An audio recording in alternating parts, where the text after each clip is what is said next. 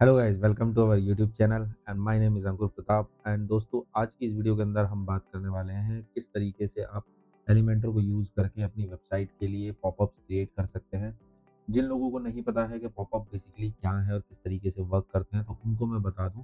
Popup basically एक element होता है आपकी वेबसाइट के अंदर, एक फंक्शनैलिटी होती है जिसको आप किसी भी लिंक के ऊपर प्लेस कर सकते हैं, जो आप किसी की जिसको आप अपनी वेबसाइट के किसी भी बटन के ऊपर लगा सकते हैं।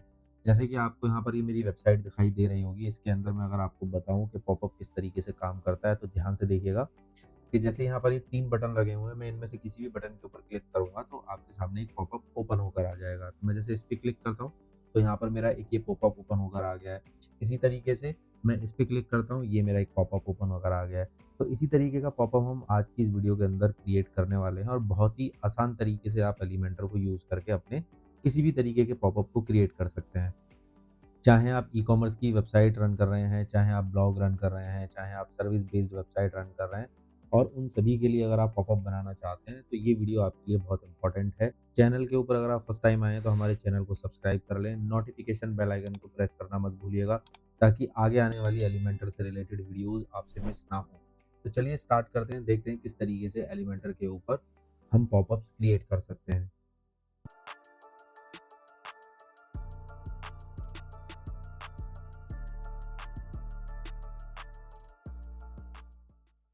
पॉपअप क्रिएट करने के लिए सबसे पहले आपको क्या करना है, आपको अपने वर्डप्रेस के डैशबोर्ड को लॉगिन कर लेना है। डैशबोर्ड को लॉगिन करने के बाद आपको यहाँ पर टेम्पलेट के अंदर पॉपअप ऑप्शन के ऊपर क्लिक कर देना है। जैसे ही आप इसके ऊपर क्लिक करेंगे, आपके सामने एक इस तरीके की विंडो आएगी। यहाँ पर एक ये बटन दिखेगा आपको जिसके ऊपर लिखा होगा ऐड न्यू पॉपअप। आप सिंपल इसके ऊपर क्लिक करिएगा। क्लिक करने के बाद आपको यहाँ पर अपने पॉपअप का नाम देना है। अब वो आप कुछ भी रख सकते हैं, आप जिस तरीके से अपने पॉपअप का नाम देना चाहें वो टोटली आपकी कॉल है। तो मैं यहाँ पर अपने पॉपअप का नाम दे देता हूँ बटन पॉपअप, जिसको मैं बटन के ऊपर लगाने वाला हूँ। एंड देन यहाँ से मैं क्या करूँगा, क्रिएट टेम्पलेट के ऊपर क्लिक करूँगा। जैसे ही मैं क्रिएट टेम्पलेट के ऊपर क्लिक करूँगा, तो मैं कहाँ रिडायरेक्ट हो जाऊँगा, एलिमेंटर के पैनल के अंदर। एलिमेंटर के पैनल के अंदर आने के बाद आपको यहाँ पर ये बहुत सारे पॉपअप के टेम्पलेट्स दिखेंगे, तो हम इनमें से कोई भी टेम्पलेट यूज़ नहीं करने वाले। हम यहाँ पर मैनुअल तरीके से अपने पॉपअप को डिज़ाइन करेंगे। इस तरीके के पॉपअप को हम डिज़ाइन करने वाले हैं, जैसा कि हमारा यहाँ पर ये पॉपअप एक दिखाई दे रहा है। तो मैं सबसे पहले क्या करता हूँ, यहाँ से इस हेडिंग को कॉपी कर लेता हूँ और इस हेडिंग को कॉपी करके मैं अपने इस पॉपअप के अंदर यूज़ करने वाला हूँ। तो जैसे कि आप यहाँ पर देख पा रहे हैं, ये पॉपअप का एक सेक्शन है जिसके अंदर ही हमें अपने सारे एलिमेंट्स पुट करने हैं। तो सबसे पहले हम क्या करेंगे, यहाँ पर प्लस के ऊपर क्लिक करेंगे। प्लस के ऊपर क्लिक करने के बाद यहाँ पर हम एक सिंगल स्ट्रक्चर सेलेक्ट कर लेंगे और यहाँ पर मुझे सबसे पहले क्या डालनी है, एक हेडिंग डालनी है। तो मैं यहाँ से हेडिंग उठाऊँगा एंड देन यहाँ पर उसको ड्रैग करके छोड़ दूँगा। उसके बाद यहाँ मैंने अपने पॉपअप में से जो भी हेडिंग कॉपी करी है उसको मैं यहाँ पर पेस्ट कर दूँगा। तो मेरी यहाँ पर एक ये हेडिंग आ गई और स्टाइल सेक्शन में जाने के बाद मैं यहाँ से इसके अलाइनमेंट को क्या कर दूँगा, सेंटर कर दूँगा। उसके बाद हम अपने पॉपअप को देख लेते हैं। इसके नीचे एक ये पैराग्राफ लिखा हुआ है, तो हम यहाँ से इसको कॉपी कर लेते हैं। कॉपी करने के बाद इसी के नीचे मुझे पैराग्राफ डालना है, तो मैं क्या करूँगा, यहाँ से सिंपल या तो इसको डुप्लीकेट कर सकता हूँ या मैं एलिमेंट में जाकर यहाँ से टेक्स्ट एडिटर को सेलेक्ट करके यहाँ पर इसके नीचे टेक्स्ट एडिटर डाल सकता हूँ। अब जो मैंने कंटेंट कॉपी करा है उसको मैं टेक्स्ट में जाकर यहाँ पर पुट कर दूँगा।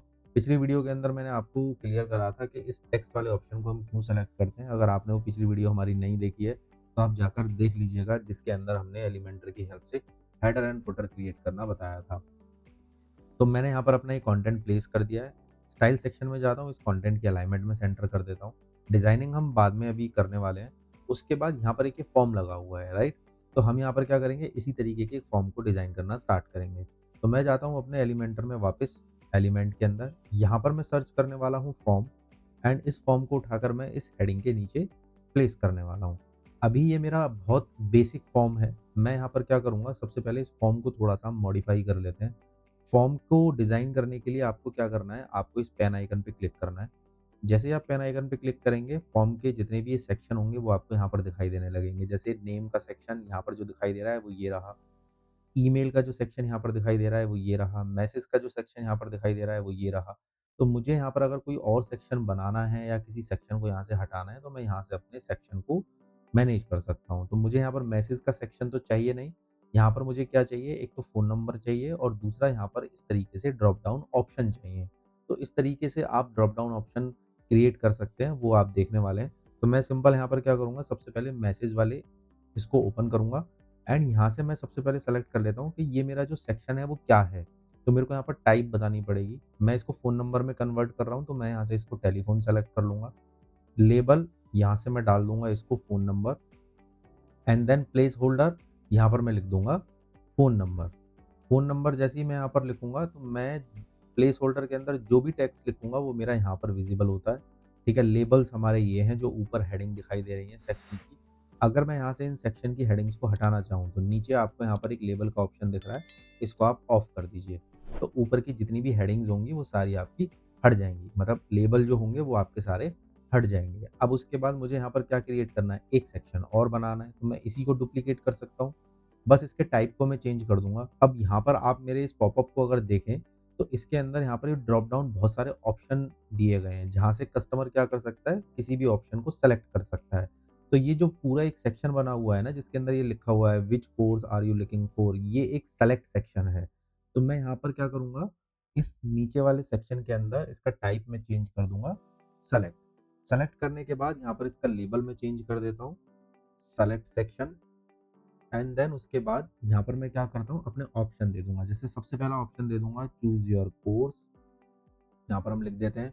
उसके बाद जैसे मैं यहाँ पर लिख देता हूँ डिजिटल मार्केटिंग कोर्स, राइट? जितने भी आपके ऑप्शन हो वो आप यहाँ पर लिख दीजिए। जैसे मैं यहाँ पर लिख देता हूँ YouTube marketing course, right? And उसके बाद मैं यहाँ पर लिख दे देता हूँ सोशल मीडिया मार्केटिंग। जितने भी ऑप्शन आपको देने हैं, अब देखिए यहाँ पर आपका ये ऑप्शन क्रिएट हो गए हैं। अब यहाँ पर आपके संग दिक्कत क्या आएगी कि जब भी कोई यूज़र इस पॉपअप को ओपन करेगा, तो यहाँ पर क्या दिखने वाला है? यहाँ पर सोशल मीडिया मार्केटिंग दिखने वाला है। क्योंकि आपने क्या करा है? आपने इसकी सेटिंग अभी तक नहीं करी, इसको कॉन्फ़िगर नहीं करा। तो जब भी हम एलिमेंटर की हेल्प से कोई भी सेलेक्ट सेक्शन बनाएँगे, तो उसमें हमें एक डिफ़ॉल्ट वैल्यू देनी होती है। डिफ़ॉल्ट वैल्यू का मतलब क्या होता है? डिफ़ॉल्ट वैल्यू का मतलब ये होता है कि जब भी कोई यूज़र इस पॉपअप को ओपन करे, तो मेरा ये वाला सेक्शन दिखना चाहिए, या मैं जो डिफ़ॉल्ट के अंदर टेक्स्ट दे दूँगा वो दिखना चाहिए। तो मैं इसी को कॉपी कर लेता हूँ, चूज़ योर ऑफ कोर्स को एडवांस में जाता हूँ और यहाँ से डिफ़ॉल्ट वैल्यू के अंदर इसको मैं पुट कर देता हूँ। इतना ही काम करना है, इसके आगे और कुछ काम नहीं करना। तो ये मेरा एक फॉर्म बन चुका है। अब मैं इसको थोड़ा-सा क्या कर लेता हूँ, डिज़ाइन कर लेता हूँ। तो कॉलम गैप के अंदर मैं जाऊँगा, यहाँ से मैं कॉलम गैप मैनेज कर सकता हूँ, रो गैप मैं मैनेज कर सकता हूँ। इस तरीके से इन रो के बीच में आप गैप दे सकते हैं, ठीक है? उसके बाद हम नीचे चले जाते हैं, थोड़ा-सा इसको स्क्रॉल करते हैं। फ़ील्ड के अंदर चले जाएँगे, फ़ील्ड के अंदर जो ये प्लेस होल्डर है, इनके अंदर जो टेक्स्ट लिखा हुआ है, उसके हम कलर्स को चेंज कर देंगे। टेक्स्ट कलर हम कर देते हैं इसका ब्लैक, तो मेरे टेक्स्ट ब्लैक हो गया।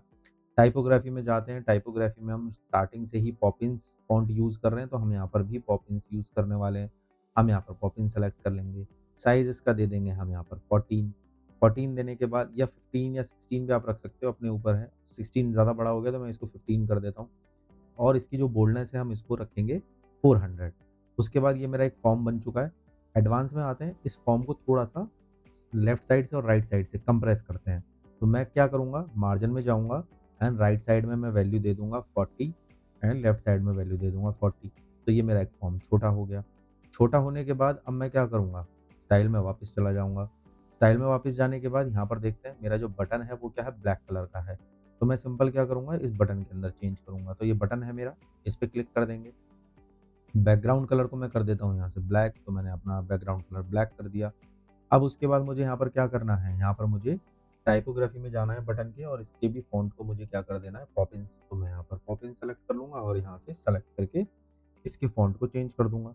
इसके फ़ॉन्ट का साइज़ बढ़ा देते हैं 16। इसकी बोल्डनेस हम थोड़ी-सी बड़ी रख देंगे, तो हम इसको कर देते हैं 800, ताकि ये थोड़ा-सा बोल्ड दिखे। उसके बाद ये मैं इसको क्या कर देता हूँ, इसको कैपिटलाइज़ कर देता हूँ। तो मैं स्टाइल में चला जाऊँगा, स्टाइल में जाने के बाद यहाँ से मैं इसको नॉर्मल करूँगा, एंड ट्रांसफ़ॉर्म में जाने के बाद यहाँ से मैं इसको कर दूँगा अपर केस। तो मेरे जितने भी वर्ड्स हैं वो सारे कैपिटल में कन्वर्ट हो जाएँगे। ये मेरा एक फॉर्म बन चुका है। उसके बाद अब मैं क्या करूँगा, अब अपने इस हेडिंग को डिज़ाइन कर लेते हैं। सिंपल जाते हैं स्टाइल में, टाइपोग्राफी में जाएँगे, और यहाँ पर मैं क्या कर दूँगा, इसको पॉपिंस डाल देंगे, एंड यहाँ से इसके साइज़ को हम थोड़ा-सा चेंज करते हैं। यहाँ से हम इसको मैनुअली ड्रैग करते हैं, देखते हैं कितना बड़ा हो रहा है। हम यहाँ से इसको कर देते हैं 27, और इसकी बोल्डनेस कर देते हैं 700। उसके बाद यहाँ पर मैं क्या कर दूँगा, इसके कलर को चेंज कर दूँगा। कलर कर देते हैं हम यहाँ से ब्लैक, ठीक है? अभी यहाँ पर आपको ना ये ग्रेडिएंट दिखाई दे रहा होगा। 2-3 कलर यहाँ पर मिक्स होके इस हेडिंग के ऊपर कलर सेट हुआ पड़ा है। इसको आप एलिमेंटर की हेल्प से नहीं कर पाएंगे, इसके लिए आपको कोडिंग यूज़ करनी पड़ेगी। ठीक है, वो कोडिंग क्या है मैं डिस्क्रिप्शन के अंदर दे दूंगा, तो वहाँ से आप कोडिंग डाउनलोड कर सकते हैं, और कहाँ लगानी है वो भी मैं आपको वीडियो के अंदर बता दूंगा। राइट, तो मैं भी इसको यहाँ से ब्लैक रख रहा हूँ। उसके बाद इसके कलर को भी मैं क्या कर देता हूँ, यहाँ से ब्लैक कर देता हूँ। तो मैं सिंपल यहाँ से इसको ब्लैक कर दूंगा, और उसके बाद यहाँ पर जाकर टाइपोग्राफी में भी इसका मैं क्या कर दूंगा, फ़ॉन्ट वगैरह चेंज कर दूंगा। ये मेरा यहाँ पर फ़ॉन्ट मैंने चेंज कर दिया, इसके साइज़ को मैं कर देता हूँ 15। ये मेरा यहाँ पर एक पैराग्राफ बन चुका है। अब हेडिंग और पैराग्राफ के बीच में थोड़ा-सा गैप ज़्यादा है, तो मैं क्या करूँगा, पैराग्राफ को सेलेक्ट करूँगा, एडवांस में जाऊँगा, पैडिंग को अनलॉक करूँगा एंड मार्जिन को अनलॉक करूँगा, दोनों को अनलॉक कर देंगे, और उसके बाद टॉप में जो वैल्यू है उसको हम माइनस कर देंगे, ताकि मेरा जो ये पैराग्राफ है थोड़ा-सा ऊपर चला जाए। तो ये मेरा ठीक है, मैं इसको -15 कर देता हूँ। तो अभी मेरा परफेक्ट दिखाई दे रहा है। अब यहाँ पर अगर मैं देखूँ मेरे पॉपअप के अंदर, तो ऊपर गैप नहीं है और नीचे गैप नहीं है। इसको मुझे गैप को अगर मेंटेन करना है तो मुझे क्या करना पड़ेगा? इस पे क्लिक करना है। इस पे क्लिक करने के बाद एडवांस में जाना है, मार्जिन को अनलॉक करना है, टॉप में वैल्यू दे देता हूँ 30 और बॉटम में वैल्यू दे देता हूँ 30। तो ये मेरा पॉपअप हो गया। पॉपअप के अगर कॉर्नर राउंड करने हैं तो अब मुझे क्या करना पड़ेगा? यहाँ पर बॉटम में जो ये सेटिंग का ऑप्शन आ रहा है, लेफ्ट साइड में बिल्कुल बॉटम में एक सेटिंग का ऑप्शन आपको दिखाई दे रहा होगा। इस पे क्लिक करिएगा। क्लिक करने के बाद स्टाइल में चले जाइएगा। स्टाइल में जाने के बाद यहाँ पर आपको बॉर्डर रेडियस का एक ऑप्शन दिखाई दे रहा होगा। यहाँ पर मैं दे देता हूँ इसको 10। तो मेरा बॉर्डर की जो रेडियस है वो क्या हो चुकी है? राउंड हो चुकी है। अब मैं क्या कर सकता हूँ? स्टाइल में जाकर यहाँ सेटिंग में जाऊँगा, या स्टाइल में जाकर मैं अपने इस पॉपअप के बैकग्राउंड कलर वगैरह को भी चेंज कर सकता हूँ, और सेटिंग में जाकर मैं इस पॉपअप की विड्थ को मैनेज कर सकता हूँ। मैं इस तरीके से इसको थोड़ा छोटा-बड़ा जैसे भी करना चाहूँ वैसे कर सकता हूँ। तो ये मेरा एक पॉपअप बन चुका है। पॉपअप बनने के बाद अब मैं क्या करूँगा, इसको पब्लिश कर दूँगा सिंपल। तो मैं सिंपल यहाँ पर इसको पब्लिश पे क्लिक करूँगा। अब जैसे ही आप इस पब्लिश पे क्लिक करोगे, आपको यहाँ पर कंडीशन पूछेगा। कंडीशन का मतलब होता है कि आप इस पॉपअप को कब दिखाना चाहते हो। तो मैं यहाँ पर कंडीशन दे देता हूँ कि मैं इस पॉपअप को अपनी वेबसाइट के हर पेज के ऊपर दिखाना चाहता हूँ, या जिस बटन के ऊपर मैं लगाऊँ उस बटन के ऊपर ये मेरा विजिबल होना चाहिए। तो मैं इसको यहाँ से कर देता हूँ एंटायर साइट। उसके बाद नेक्स्ट कर देता हूँ। नेक्स्ट करने के बाद यहाँ से मैं नेक्स्ट कर देता हूँ, और यहाँ से हम कुछ भी नहीं करेंगे, ये कंडीशंस हैं। इन कंडीशंस को हम आगे की वीडियो के अंदर डिस्कस करेंगे। एंड देन यहाँ से मैं क्या कर देता हूँ, इसको सेव कर देता हूँ। मेरा पॉपअप क्या हो चुका है? बन चुका है। अब मैं क्या करूँगा, मेरे को लगाना है इसको अपने बटन के ऊपर। तो मैं सिंपल यहाँ से इसको एग्ज़िट करूँगा। एग्ज़िट करने के बाद ये मेरे पॉपअप का नाम है, और इसको मैं यहाँ से अपडेट कर दूँगा। अपडेट कर दिया, मेरा पॉपअप बनाकर मैंने अपने वर्डप्रेस के पैनल के अंदर सेव कर लिया। अब मैं क्या करता हूँ, मेरा जो होम पेज है उस होम पेज के बटन के ऊपर मैं इस पॉपअप को लगाना चाहता हूँ। ये मैंने अपना होम पेज ओपन कर लिया, और यहाँ पर ये बटन लगा हुआ है, या इसमें से किसी भी बटन के ऊपर मैं अगर इस पॉपअप को लगाऊँगा तो कैसे लगाऊँगा? उसके लिए एक अलग प्रोसेस है। आप इस पेज को ओपन करिए एलिमेंटर पे, राइट? या जिस भी पेज के ऊपर आप इस पॉपअप को लगाना चाहें, या जिस बटन पे लगाना चाहें, उस पेज को ओपन करिए। यहाँ पर जैसे मैं इस बटन पे लगाता हूँ, इस बटन पे मैं क्लिक करूँगा। क्लिक करने के बाद यहाँ पर आपको एक लिंक का ऑप्शन दिखाई देगा। यहाँ से मैं इस हैश को हटा दूँगा, और यहाँ पर है ना एक डायनामिक टैग का ऑप्शन दिखेगा, इस पे क्लिक करिएगा। डायनामिक टैग पे क्लिक करने के बाद यहीं पर आपको नीचे एक पॉपअप का ऑप्शन दिखेगा, ये रहा। सिंपल इस पे क्लिक करिएगा। क्लिक करने के बाद पॉपअप के आगे आपको एक सेटिंग का आइकन दिखाई देगा, इस पे क्लिक करिएगा, और यहाँ से अपने पॉपअप का नाम टाइप कर दीजिएगा। मेरे पॉपअप का नाम है बटन, ये रहा बटन पॉपअप। सेलेक्ट कर लिया, और आपको अब कुछ नहीं करना, और सिंपल इसको अपडेट करो। जैसे ही मैं इसको अपडेट करूँगा, तो मेरे इस बटन के ऊपर पॉपअप लग चुका होगा। अगर मैं देखूँ अभी इस पेज को, यहाँ पर मैं इस बटन पे क्लिक कर देता हूँ। सिंपल इस पे जैसे ही मैं क्लिक करूँगा, ये देखो मेरा पॉपअप आ गया। और पॉपअप आने के बाद इस पॉपअप के अंदर ये ऑप्शन आ रहे हैं जो हमने दिए थे। अब डिफ़ॉल्ट वैल्यू का क्या रोल था? डिफ़ॉल्ट वैल्यू का ये रोल था कि अब जब भी कोई यूज़र इस पेज पर आकर आपके इस बटन पे क्लिक करेगा, तो यहाँ पर उसको हमेशा चूज़ योर कोर्स का ऑप्शन ही दिखाई देगा। नहीं तो क्या होता, अगर आप डिफ़ॉल्ट वैल्यू नहीं देते, तो यहाँ पर हमेशा यूज़र को social media marketing default select हुआ मिलता। यहाँ से फिर उसको मैनुअली जाकर चेंज करना पड़ता। ठीक है? तो यहाँ पर आप इसको एज़ इट इज़ रखेंगे, और मैं इसको यहाँ से एक बार कट कर देता हूँ। तो इस तरीके से आप क्या कर सकते हैं, एलिमेंटर की हेल्प से अपनी वेबसाइट के लिए पॉपअप क्रिएट कर सकते हैं, और उस पॉपअप को किसी भी बटन के ऊपर, किसी भी पेज के ऊपर लगा सकते हैं।